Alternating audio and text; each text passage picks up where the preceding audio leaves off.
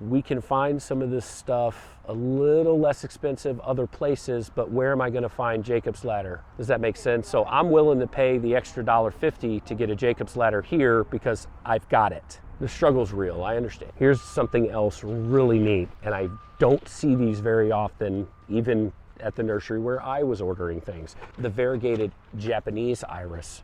And this, very pretty. This one's gonna get 2 feet tall by 2 feet wide. If you've got a spot that can maybe is holding a little water, or a spot that you have to water more because you have your hardy hibiscus in there, you have your panicle hydrangeas in there, this would be a good companion for either one of those things because they need the same environment. So maybe my central focal point is a weeping pussy willow, and I have some hardy hibiscus around it, and then I've got some of these Japanese iris around there. I can water it heavy. I can put a heavy layer of mulch in there. I can water it heavy because I know they all like the same environment. The last thing I want to do is plant those 3 things in there, right? And then have Elijah blue fescue and some Russian sage in there. Does that make sense? Because they just don't like the same environment. Okay.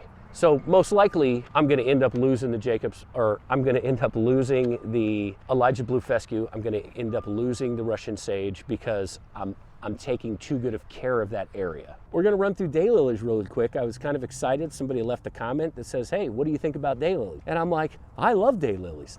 I don't know if there's another versatile plant out there right now that I can think of that is that versatile. I mean, you can find them all over the place. They self-propagate, so it's just like you just divide them up 3 years later and you have more daylilies than you know what to do with. And there's so many different varieties. So let's run through daylilies real quick. This is a Stella d'Oro, and they're usually, not very expensive, $9.84. We see these at Lowe's, probably in the $8 range a lot of the time.